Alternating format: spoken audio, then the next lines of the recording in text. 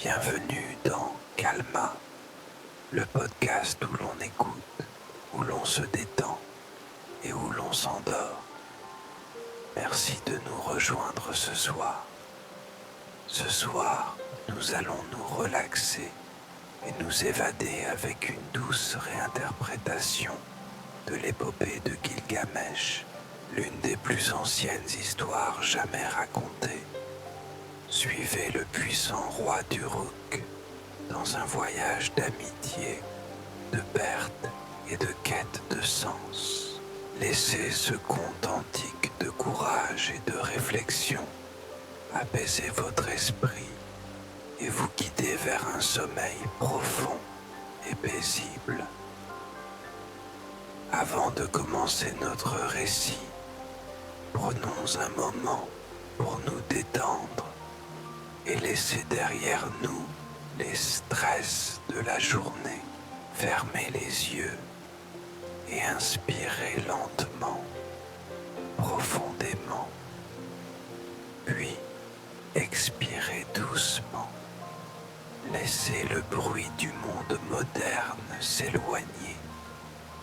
À chaque respiration, sentez-vous dériver, comme si le temps lui-même devenait plus doux, plus flexible, vous guidant vers un lieu depuis longtemps oublié. Vous vous retrouvez debout dans le berceau de la civilisation, la Sumer antique. L'air est chaud et sec, imprégné d'une douce odeur de terre cuite par le soleil et d'encens lointain. Le paysage est plat et doré, caressé par le soleil éternel. Devant vous, le grand fleuve Euphrate serpente à travers le désert, tel un ruban argenté scintillant sous le ciel. Ses eaux coulent avec une sagesse ancienne, murmurant des secrets connus seulement des dieux et des étoiles. Vous suivez un chemin de pierre, vos pieds nus contre la terre chaude, chaque pas vous ancrant davantage dans ce monde sacré.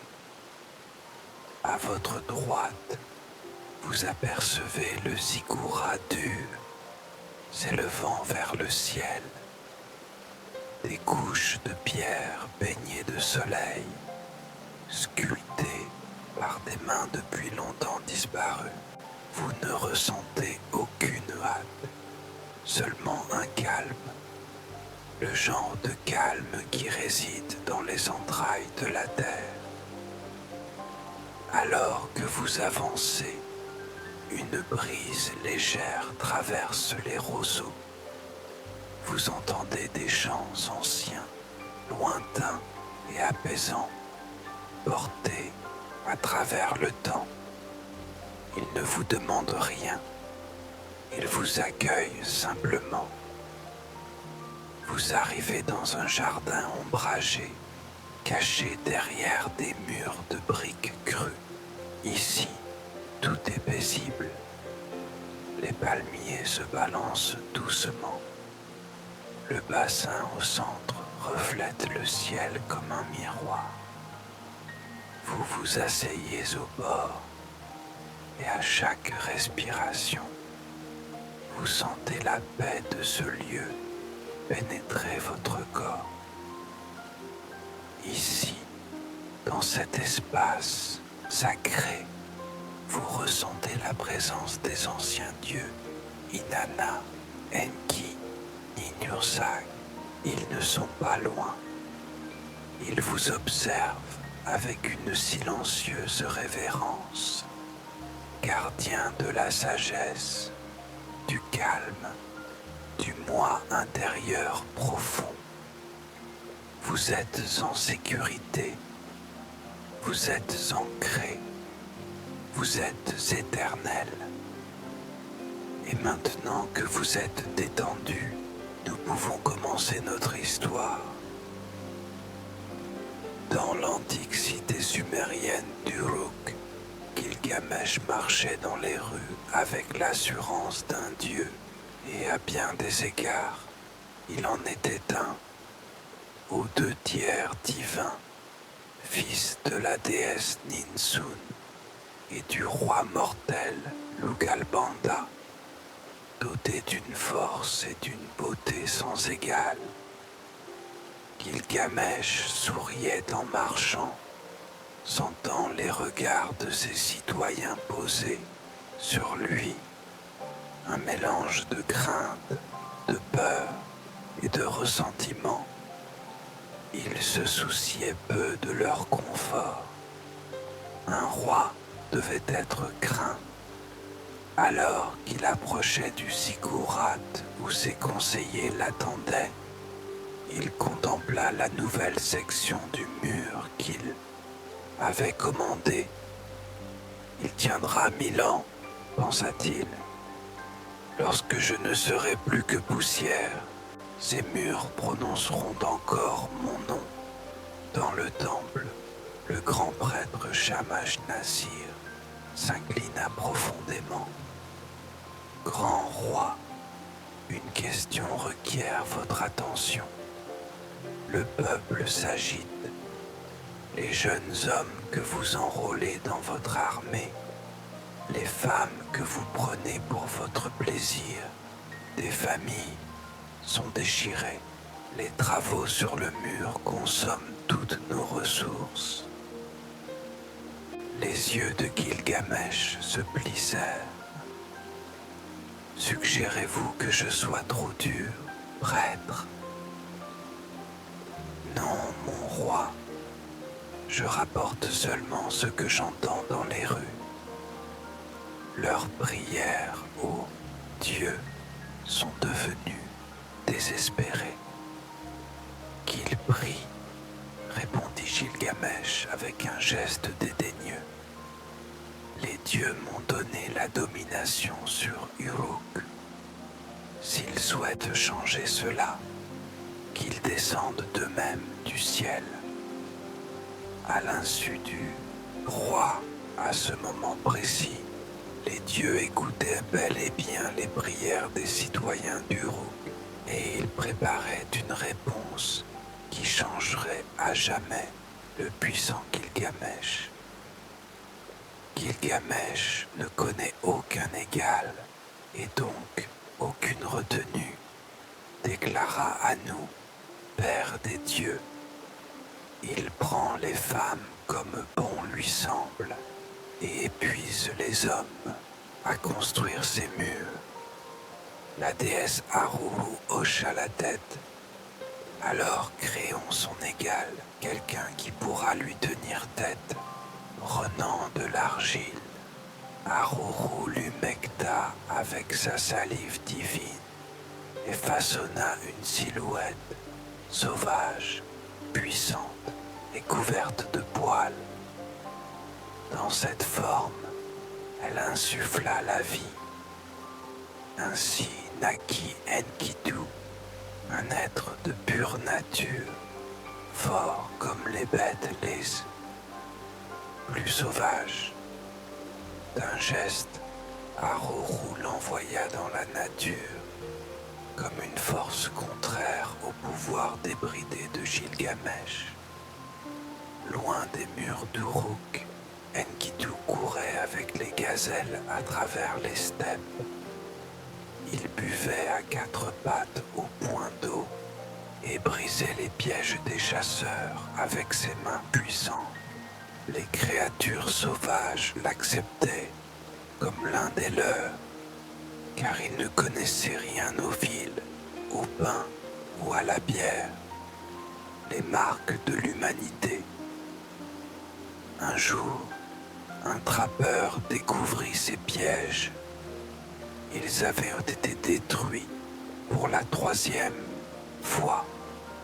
Se cachant derrière un rideau de roseaux, il observa Enkidu s'approcher d'un point d'eau avec un troupeau de gazelles.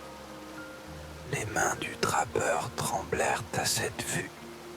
« Un monstre » murmura-t-il. « contemplant la silhouette puissante d'Enkidu se mouvant avec une grâce animale. Pas étonnant que mes pièges soient inutiles. Le trappeur retourna précipitamment à Uruk, demandant une audience auprès de Gilgamesh lui-même. « Mon roi, dit-il en s'inclinant, j'ai vu une créature dans la nature, un homme couvert de poils qui court avec les bêtes. Sa force est immense.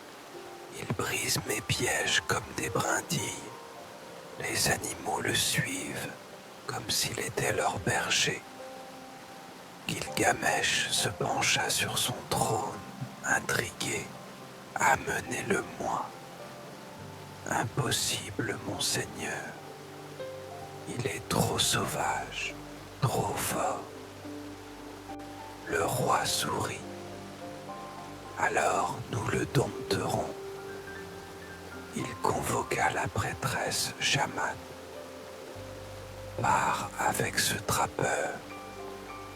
Utilise tes charmes pour tirer cet homme sauvage de ses habitudes animales. Fais de lui un homme par le plaisir et amène-le à Uruk. » Shamat inclina la tête. « Comme vous l'ordonnez, mon roi. » Shamat voyagea avec le trappeur jusqu'au point d'eau où Enkidu venait boire. Ils attendirent jusqu'à ce qu'il apparaisse, menant des gazelles vers l'eau. Lorsqu'il se pencha pour boire, Shamat se révéla. Enkidu fixa cette créature étrange, si semblable à lui par la forme, mais si différente. Sa peau était lisse, ses mouvements gracieux d'une manière inconnue chez les bêtes. Pendant 6 jours et 7 nuits, Shamat enseigna à Enkidu les plaisirs humains. Après cela, Enkidu constata que les gazelles fuyaient à son approche. « Pourquoi me fuient-elles » demanda-t-il. « Tu n'es plus l'un d'elles, » expliqua Shamat. « Tu as découvert la sagesse. Tu es désormais un homme. » Elle lui offrit du pain et de la bière. Enkidu mangea 7 miches et but 7 cruches, son corps devenant plus fort, son esprit plus clair. Shamat l'habilla de vêtements humains et lui enseigna les coutumes des hommes. Il existe une grande cité nommée Uruk, lui dit-elle, gouvernée par Gilgamesh, le plus fort des hommes. J'ai entendu des bergers parler de lui, répondit Enkidu, son expression s'assombrissant. Ils disent qu'il prend les épouses à leur mari le soir de leurs noces, qu'il force les hommes à travailler jusqu'à l'épuisement pour construire ses murs. Les mains d'Enkidu se serrèrent en poing. J'irai à cette Uruk et je défierai ce Gilgamesh. Je lui montrerai qu'on ne traite pas les gens comme des bêtes. Shamat posa une main douce sur son bras. Sois prudent. Il est en partie divin et d'une force immense. Moi aussi, répondit Enkidu, ses yeux reflétant une nouvelle détermination. Moi aussi, les rumeurs d'un homme étrange et puissant parvinrent à Gilgamesh avant qu'Enkidu n'arrive à Uruk. Le roi ignora ces récits jusqu'à la nuit d'un grand mariage où sa visite habituelle pour réclamer l'épousée fut interrompue. Alors, que Gilgamesh approchait dans ses plus beaux atours, Enkidu bloqua son chemin, pieds nus dans la rue, sa puissante silhouette tendue par la colère, ses yeux brillants comme ceux d'une bête sauvage à la lueur des torches. « Tu n'entreras pas !» déclara Enkidu, sa voix portant dans la rue soudain silencieuse. « Tu ne prendras plus d'épouses à leur mari. » Gilgamesh rit, bien que quelque chose dans la posture de cet inconnu le fasse hésiter. « Qui es-tu pour défier le roi ? Duruk, écarte-toi, homme sauvage. Je suis Enkidu, créé par les dieux eux-mêmes pour freiner ton arrogance, répondit-il, plantant fermement ses pieds. Tu es un tyran qui a oublié qu'un roi doit servir son peuple. Les yeux de Gilgamesh se plissèrent. Sans avertissement, il bondit. Enkidu releva le défi et les deux hommes s'entrechoquèrent comme le tonnerre. Le sol sembla trembler sous leurs pieds tandis qu'ils luttaient. Jamais Gilgamesh n'avait rencontré une telle force. Son sang divin lui donnait puissance. Mais Enkidu le surpassait mouvement pour mouvement. Des heures passèrent. Alors qu'ils combattaient, aucun ne prenant clairement l'avantage. Ils roulèrent dans la poussière devant le temple, leur corps luisant de sueur, leurs muscles poussés à leur limite. Finalement, Gilgamesh parvint à jeter Enkidu au sol et à l'immobiliser juste un instant avant qu'Enkidu ne se libère. Les deux hommes se relevèrent, haletants, saignant de nombreuses petites blessures, se regardant avec un respect nouveau. Gilgamesh se mit à rire, non pas de son rire habituel, hautain, mais d'un rire de surprise et de joie sincère. Par les dieux, tu es fort. Jamais je n'ai rencontré mon égal. La colère d'Enkidu commença à s'estomper alors qu'il reconnaissait quelque chose dans le regard de Gilgamesh. La solitude. La même solitude qu'il avait ressentie parmi les animaux, ne faisant jamais vraiment partie d'eux. Tu es comme moi, dit simplement Enkidu. Gilgamesh s'approcha et saisit l'épaule d'Enkidu. Viens à mon palais, non comme mon sujet, mais comme mon ami. Il prononça ce mot comme s'il le goûtait pour la première fois. Ami. Enkidu sentit son but se transformer. Peut-être que les dieux l'avaient envoyé non seulement pour défier Gilgamesh, mais pour l'accomplir.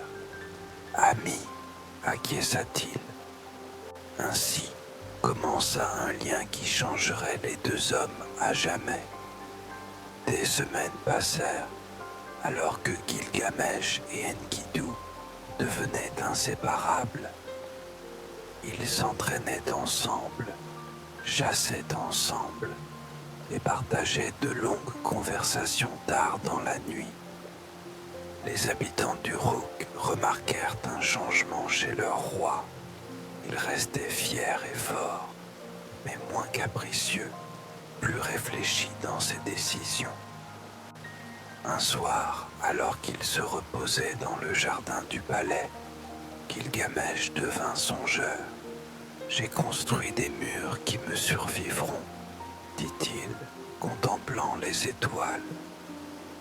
Mais quel est le but de la vie d'un roi, sinon d'atteindre l'immortalité par de grands exploits? Enkidu cueillit une fleur et l'examina. Quel exploit envisages-tu? Gilgamesh se redressa, les yeux brillants d'excitation. Loin à l'ouest se trouve la grande forêt des cèdres, où poussent des arbres plus hauts que n'importe quel édifice du Houk.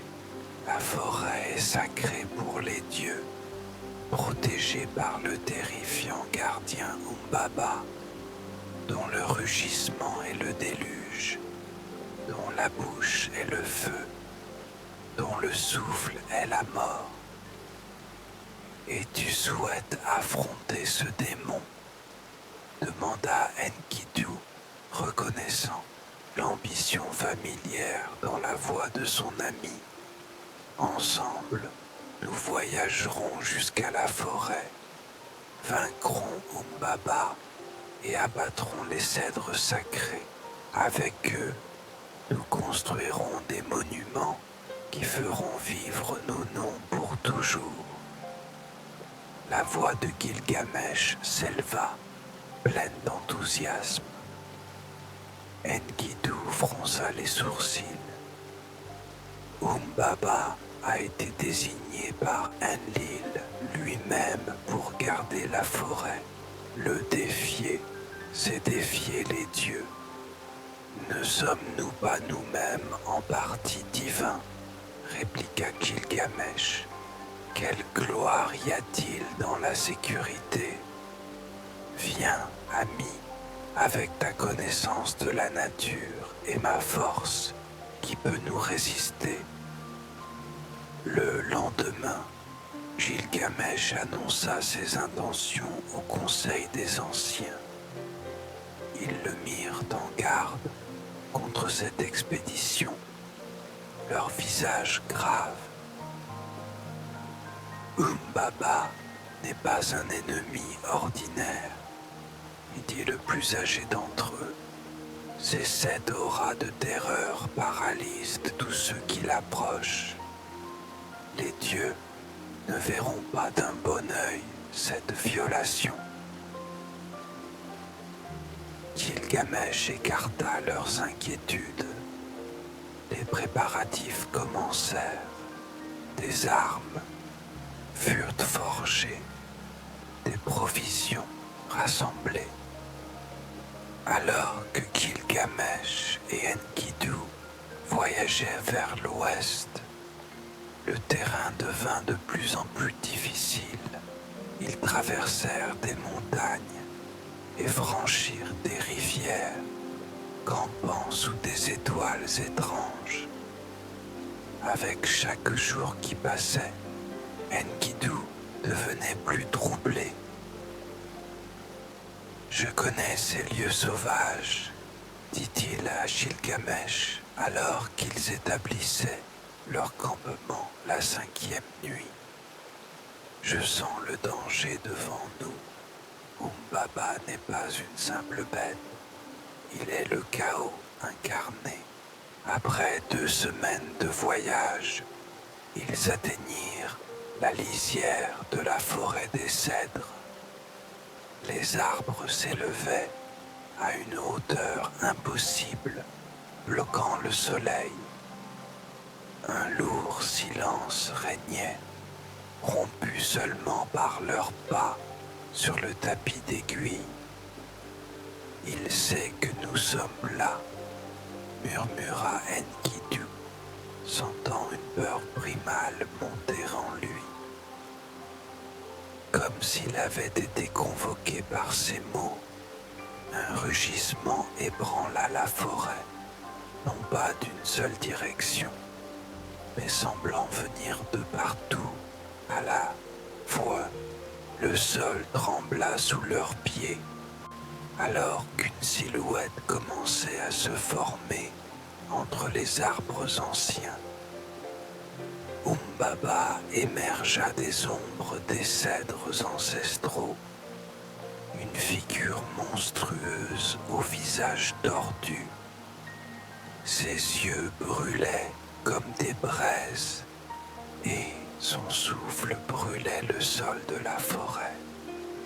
Les 7 auras de terreur émanaient de lui en vagues visibles, menaçant de submerger la résolution des héros. Qui ose pénétrer dans ma forêt, gronda Humbaba, faisant trembler les aiguilles des branches au-dessus. Mortels et hommes bêtes, vous violez une terre sacrée. Gilgamesh s'avança, le menton levé avec détermination. Je suis Gilgamesh, roi d'Uruk, fils de Lugalbanda et de la déesse Ninsun. Nous sommes venus pour les cèdres et pour accomplir notre quête. Humbaba émergea des ombres de la grande forêt, sa présence imposante et ancienne comme les arbres eux-mêmes. Beaucoup sont entrés dans mon domaine sans invitation. Aucun n'est reparti pour le raconter, gronda-t-il, sa voix semblable à un tonnerre lointain. Le gardien de la forêt les encercla, l'air devenant lourd de tension. Gilgamesh et Enkidu se tinrent dos à dos, leurs mouvements parfaitement synchronisés après des mois de compagnonnage. L'aura d'intimidation de Humbaba pesait sur leurs esprits, évoquant des visions de leurs pires craintes. Souviens-toi de notre but, murmura Enkidu, alors qu'il faisait face au gardien. Souviens-toi de qui veille sur nous. Gilgamesh leva les yeux vers les fragments de ciel visibles entre les cèdres majestueux. Grand Shamash, nous honorons ta guidance. Prête-nous ta force. Le dieu solaire répondit, envoyant des vents puissants qui tourbillonnèrent à travers la forêt. 13 vents se levèrent successivement, chacun encerclant Humbaba, jusqu'à ce que le gardien se retrouve prisonnier de leur force. Avec les vents maintenant retenant Humbaba, Gilgamesh s'approcha. Le gardien de la forêt, désormais contraint, changea d'attitude. « Épargne-moi, puissant Gilgamesh, supplia-t-il. Je te servirai. Ces cèdres seront à toi. Je serai ton serviteur pour l'éternité. » Gilgamesh hésita, son épée levée.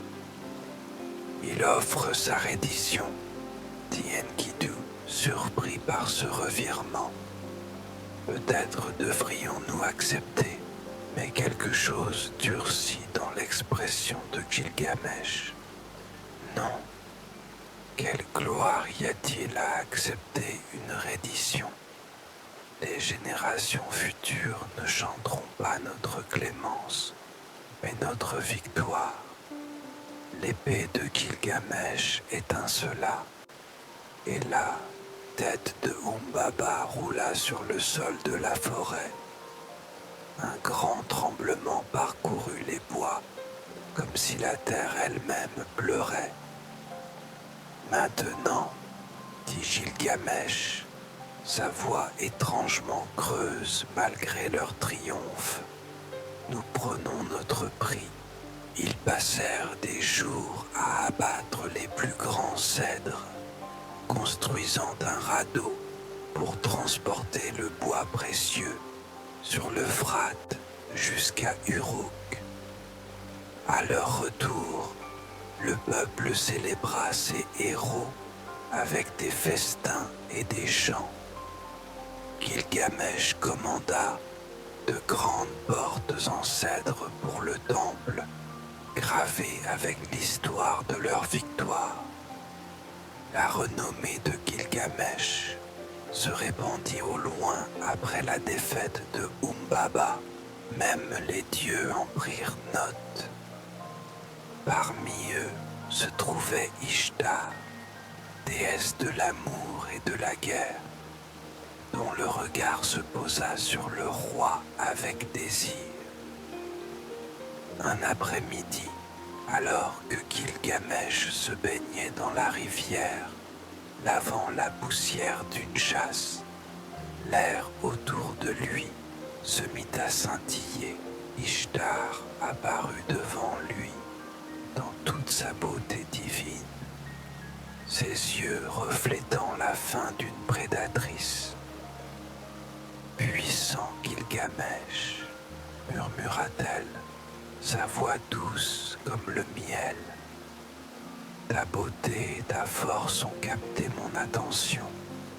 Sois mon époux, je t'offre des richesses au-delà de l'imagination. Un char de lapis-lazuli et d'or, les rois et princes de terres lointaines se prosterneront à tes pieds. Des greniers regorgeront sans fin. Gilgamesh contempla la déesse, sa beauté indéniable, son pouvoir immense. Pourtant, il hésita, se souvenant du sort de ses anciens amants. « Pourquoi accepterais-je » répondit-il avec audace. « Qu'advient-il de ceux que tu prétends aimer ? Dumuzi, ton berger bien-aimé, tu l'as condamné aux enfers. Tammuz, l'oiseau multicolore, tu lui as brisé l'aile. Tu as aimé les talons, puis l'as maudit pour qu'il soit fouetté et éperonné. Tu as aimé le bouvier qui t'offrait du pain, puis l'as transformé en loup traqué par ses propres chiens. Lequel de tes amants as-tu aimé pour toujours ? Aucun. Tu es une porte dérobée qui laisse entrer le froid, une chaussure défectueuse qui blesse le pied de celui qui la porte. Le beau visage d'Ishtar se tordit de rage. Sans un mot de plus, elle disparut. Son père, Anu, allait entendre parler de cela. « Père !» s'écria-t-elle, des larmes d'humiliation coulant sur son visage. Gilgamesh m'a insulté, énumérant mes péchés et me couvrant de honte. Anu considéra sa fille avec prudence. Fille, l'aurais-tu provoqué ? Donne-moi le taureau du ciel, exigea-t-elle. Laisse-moi punir son arrogance. Si tu refuses, je briserai les portes des enfers et ressusciterai les morts pour qu'ils surpassent en nombre les vivants. Face à une telle menace, Anu céda. Il lui remit les rênes du puissant taureau du ciel, une créature de fureur divine. À Uruk, des cris éclatèrent pendant le repas de Gilgamesh et Enkidu. Le taureau du ciel était descendu sur la ville, ses sabots creusant des ravins, son souffle provoquant la sécheresse. Des centaines tombèrent alors qu'ils buvaient dans l'Euphrate. La vengeance d'Ishtar, dit Gilgamesh, se préparant. Viens, ami. La bête divine chargea à travers les rues, détruisant les bâtiments et asséchant les récoltes. Les héros se placèrent à chaque extrémité de la place du temple. « Je le distrairai » cria Gilgamesh.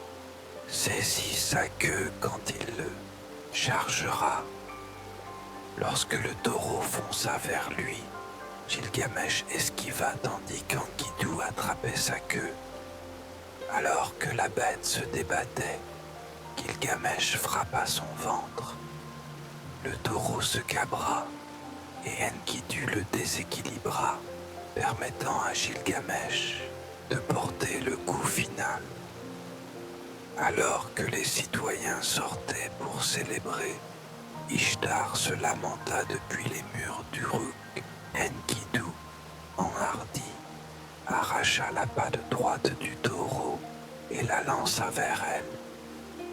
Si je pouvais t'atteindre, je te ferais subir le même sort. Cette nuit-là, alors que la ville festoyait avec la viande du taureau, les dieux se réunirent en conseil. 2 fois maintenant, ces mortels ont tué des gardiens divins, déclara Anu. D'abord Umbaba, désigné par Enlil, puis le taureau du ciel. Une telle défiance ne peut rester impunie. L'insulte d'Enkidu fut la pire, insista Ishtar. Qu'il meure. Les dieux hochèrent gravement la tête. L'un des héros devait payer le prix de leur audace. La maladie commença subtilement, une lourdeur dans les membres d'Enkidu, un froid persistant malgré la chaleur estivale. En quelques jours, il ne pouvait plus quitter son lit au palais. Sa force, autrefois égale à celle de Gilgamesh, s'écoulait comme de l'eau dans le sable. Gilgamesh convoqua tous les guérisseurs d'Uruk, offrit des sacrifices à tous les dieux, mais rien ne ralentit le déclin d'Enkidu. Le roi quittait rarement le côté de son ami, le nourrissant de ses propres mains, lorsque Enkidu devenait trop faible pour soulever une coupe.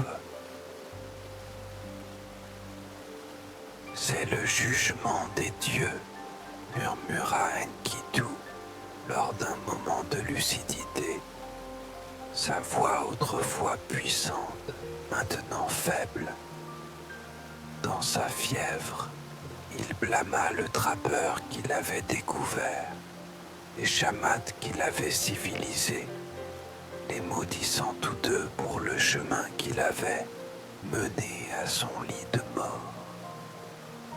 Gilgamesh lui rappela que sans eux, leur fraternité n'aurait jamais existé. Ces mots atteignirent Enkidu, clarifiant ses pensées. Il reconsidéra son parcours, de l'homme sauvage au héros, de la solitude à la fraternité, et retira ses malédictions. Au lieu de cela, il bénit Shammad, la remerciant de l'avoir uni à Gilgamesh. Alors que le 12e jour de sa maladie se levait, Enkidu déplora de mourir dans un lit plutôt que dans une bataille glorieuse. Gilgamesh, une larme coulant sur sa joue, l'assura qu'il n'y avait pas de plus grand honneur que de mourir comme son frère. Avec un faible sourire, Enkidu demanda à entendre une dernière fois le récit de leurs aventures. Alors que Gilgamesh racontait leurs rencontres, leurs batailles et leurs triomphes contre Umbaba et le taureau du ciel, la respiration d'Enkidu ralentit jusqu'à cesser complètement. Après l'enterrement d'Enkidu, Gilgamesh erra dans les rues d'Uruk comme un fantôme. Ses robes royales pendillaient en lambeaux. Sa barbe devint sauvage et négligée. Les citoyens qui avaient autrefois craint leur roi chuchotaient maintenant avec pitié à son passage. La nuit, seul dans ses appartements, Gilgamesh affronta la vérité qui s'était éveillée en lui. Enkidu est mort, chuchota-t-il dans la pièce vide. Ne mourrais-je pas aussi? La peur a-t-elle envahi mon cœur? Ne suis-je pas fait de chair comme lui? La pensée de sa propre mortalité devint un poids sur sa poitrine, lui rendant la respiration difficile. Il imagina son propre corps devenant inerte, placé dans le sol. La terreur de cela le rendait presque fou. Un matin, Gilgamesh ne supporta plus cette peur et convoqua ses conseillers. J'ai entendu parler de quelqu'un qui a vaincu la mort, annonça-t-il. Utnapishtim, qui a survécu au grand déluge lorsque les dieux tentèrent de détruire l'humanité. Lui et sa femme ont reçu la vie éternelle des dieux. Je le chercherai et apprendrai son secret. Les anciens protestèrent. Mon roi, ce voyage est impossible. Utnapishtim vit au-delà des eaux de la mort, où aucun mortel n'a voyagé.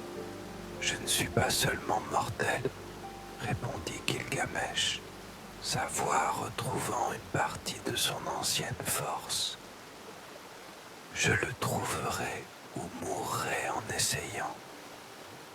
Mieux vaut mourir en cherchant l'immortalité que vivre en tremblant devant la mort.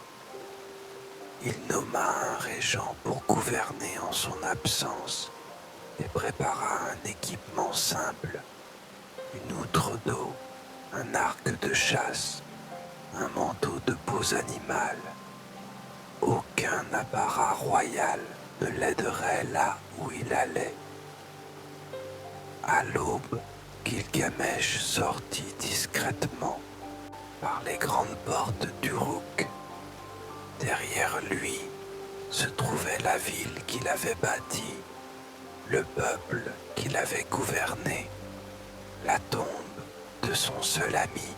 Devant lui s'étendait l'immensité sauvage et, quelque part au-delà, la réponse à sa plus grande peur.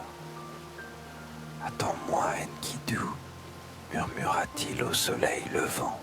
« Je vaincrai la mort elle-même et reviendrai pour toi. » Gilgamesh voyagea pendant des semaines à travers des déserts brûlants et des forêts denses jusqu'à atteindre les contreforts du mont Machu, dont les deux sommets étaient censés soutenir les cieux. Là, à l'endroit où le soleil se levait et se couchait chaque jour, se trouvait une grande porte gardée par d'effrayants hommes scorpions. Ils avaient des têtes et des bustes humains, mais le bas du corps et la queue d'immenses scorpions, malgré leurs avertissements qu'aucun mortel n'avait jamais passé par là. La détermination de Gilgamesh à trouver Utnapishtim et à apprendre le secret de la vie éternelle impressionna les anciens gardiens. Ils lui permirent de passer par la porte de la montagne, le mettant en garde contre les 12 lieues d'obscurité totale qui l'attendaient. Entrant dans le tunnel d'obscurité complète, Gilgamesh marcha à tâtons, une main contre le mur, comptant ses pas pour mesurer la distance. Les ténèbres pesaient sur lui comme un poids physique, menaçant d'écraser sa résolution. Après ce qui sembla une éternité, une lueur apparut devant lui, grandissant lentement jusqu'à ce qu'il émerge clignant des yeux sur une rive baignée d'une lumière étrange. Devant lui s'étendait une vaste mer, ses eaux scintillant de couleurs surnaturelles. Près du rivage se trouvait une taverne, construite en pierre et en bois flotté. Une femme travaillait dans le jardin adjacent, ses mouvements gracieux et mesurés. Qui vient au bout du monde, appela-t-elle, se redressant. Je suis Gilgamesh d'Uruk, répondit-il, sa voix rauque d'inutilisation. La femme l'étudia, notant son apparence hagarde et son regard fiévreux. Je suis Siduri, gardienne de la taverne. Qu'est-ce qui t'amène sur cette rive lointaine? Gilgamesh lui parla d'Enkidu, de sa peur de la mort, de sa quête d'Utnapishtim. Siduri secoua la tête avec tristesse. La vie que tu cherches n'existe pas, Gilgamesh. Mieux vaut savourer la douceur de la vie que tu as, le contact de la main d'un enfant, l'étreinte d'une épouse, le plaisir de la nourriture et du vin. Mais Gilgamesh ne se laissa pas dissuader. Voyant sa détermination, Siduri indiqua à contre-cœur le long de la rive. Voici Urshanabi, le passeur d'Utnapishtim. Lui seul peut t'aider à traverser les éaux de la mort. Bien que méfiant au début, le passeur finit par accepter de prendre Gilgamesh. Ensemble, ils embarquèrent pour leur voyage, naviguant sur les eaux périlleuses pendant 3 jours. Lorsque leur bateau accosta enfin sur la rive lointaine, Gilgamesh se retrouva face à un vieil homme d'apparence ordinaire, dont les yeux reflétaient la sagesse des siècles. « Es-tu lui ?» demanda Gilgamesh sautant du bateau, Utnapishtim, à qui on a accordé la vie éternelle. Le vieil homme hocha la tête. Gilgamesh tomba à genoux. « Enseigne-moi ton secret. Comment échappe-t-on à la mort?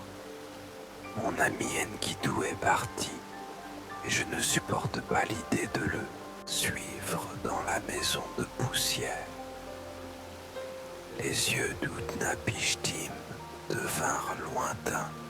« Mon immortalité n'a pas été gagnée, Gilgamesh.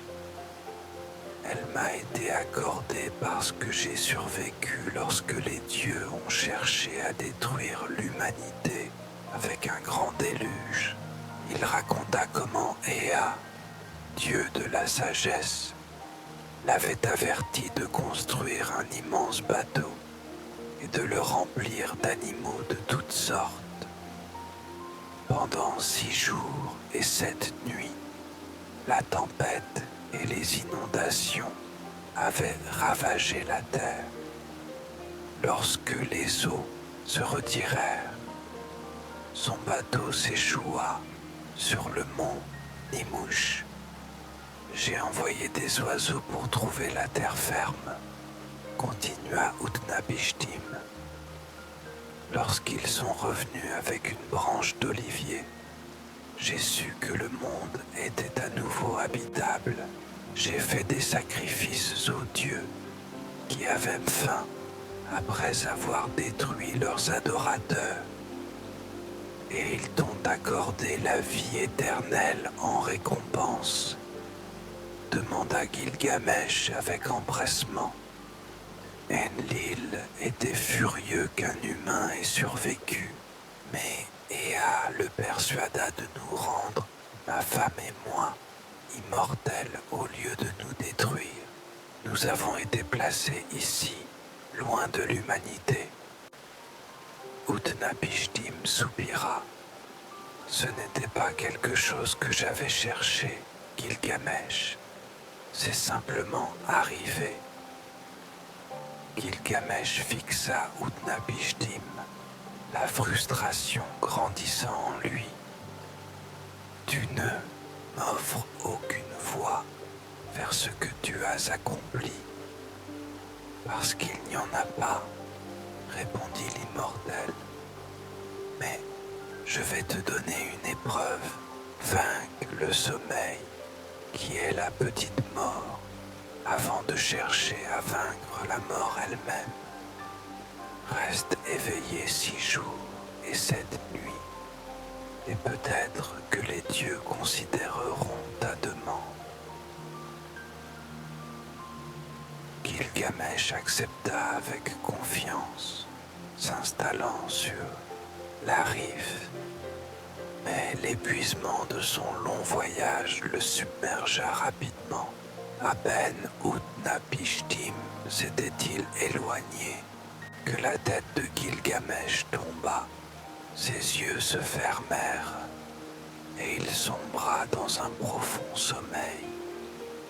Chaque jour, la femme d'Utnapishtim plaçait un pain à côté de lui, marquant le passage du temps. Lorsque Gilgamesh se réveilla enfin, 7 pains moisis l'entouraient. « Vois comme tu as dormi, dit Utnapishtim. Comment peux-tu espérer échapper à la mort quand tu ne peux même pas résister au sommeil ?» Gilgamesh pleura amèrement. Son échec, le poids de sa quête l'écrasa. Toutes ses luttes, tous ses voyages n'avaient mené qu'à ce moment de profonde défaite. Il avait traversé des montagnes, combattu des monstres, franchi les eaux de la mort, seulement pour apprendre ce que les mortels avaient toujours su. La mort vient pour tous. Rentre chez toi, roi d'Uruk, dit Utnapishtim sans méchanceté. Ton chemin vers l'immortalité ne réside pas dans le défi de la mort, mais dans ce que tu laisseras derrière toi. Gilgamesh et Urshanabi retournèrent en silence à travers les eaux de la mort. Le passeur ayant aidé Gilgamesh ne pourrait jamais revenir sur la rive d'Utnapishtim. Il accompagnerait le roi jusqu'à Uruk pour commencer une nouvelle vie parmi les mortels. Alors qu'il voyageait, un profond changement s'opéra en Gilgamesh. La brûlante détermination qui l'avait poussé au bout du monde s'apaisa progressivement. À sa place grandit une acceptation tranquille, tendre comme une nouvelle feuille. Lorsqu'ils atteignirent enfin la dernière colline et aperçurent Uruk au loin, Gilgamesh s'arrêta, transfiguré par cette vue. Les immenses murs qu'il avait commandés scintillaient dans le coucher de soleil, encerclant les temples, les jardins et les maisons de son peuple. L'Euphrate serpentait près de la ville, source de vie et constant. Regarde cette ville, Urshanabi, dit doucement Gilgamesh. En as-tu jamais vu une pareille? Il désigna la disposition d'Uruk. Un tiers ville, un tiers jardin, un tiers champ, avec le temple sacré d'Eanna s'élevant en son centre. J'ai construit ces murs, continua-t-il. J'ai planté ces vergers. J'ai établi des lois pour protéger les faibles contre les forts. Pour la première fois depuis la mort d'Enkidu, Un sourire effleura ses lèvres. Je ne vivrai peut-être pas éternellement, mais peut-être que ses œuvres le feront. Alors qu'ils entraient dans la ville, les citoyens se rassemblèrent, stupéfaits de voir leur roi de retour. Ils l'avaient cru perdu à jamais, et pourtant, il était là, changé, marqué, mais indubitablement Gilgamesh. Dans les jours qui suivirent, Gilgamesh ordonna aux scribes de consigner son voyage et l'histoire d'Enkidu. Il supervisa les réparations des sections du mur qui s'étaient effondrées en son absence. Il jugea les disputes avec une sagesse et une compassion nouvelles. La nuit, il montait parfois au point le plus élevé des murs d'Uruk et contemplait les étoiles, les mêmes étoiles qui brillaient au-dessus de la tombe lointaine de son ami. Nous retournons tous à l'argile, Enkidu, murmura-t-il à la nuit. Mais ce que nous construisons ensemble, notre amitié, cette ville, les récits de nos exploits, ces choses demeurent après nous. Gilgamesh régna de nombreuses années encore, un roi tempéré par le chagrin et illuminé par la sagesse. Lorsque la mort vint enfin pour lui, il ne lutta pas et ne fuit pas. Il l'accueillit comme la conclusion naturelle d'une vie pleinement vécue, sûr que les murs d'Uruk tiendraient longtemps après que son nom se serait effacé de la mémoire. Pourtant, son nom ne s'effaça pas. Le récit de Gilgamesh, gravé sur des tablettes d'argile, survécut des millénaires, assurant que le roi qui avait cherché l'immortalité vivrait éternellement dans les cœurs et les esprits de ceux qui entendraient son histoire. J'espère que vous avez apprécié cette histoire et qu'elle vous a apporté une nuit de sommeil paisible et réparateur. Rejoignez-moi demain soir pour une autre histoire du sommeil. D'ici là, faites de beaux rêves.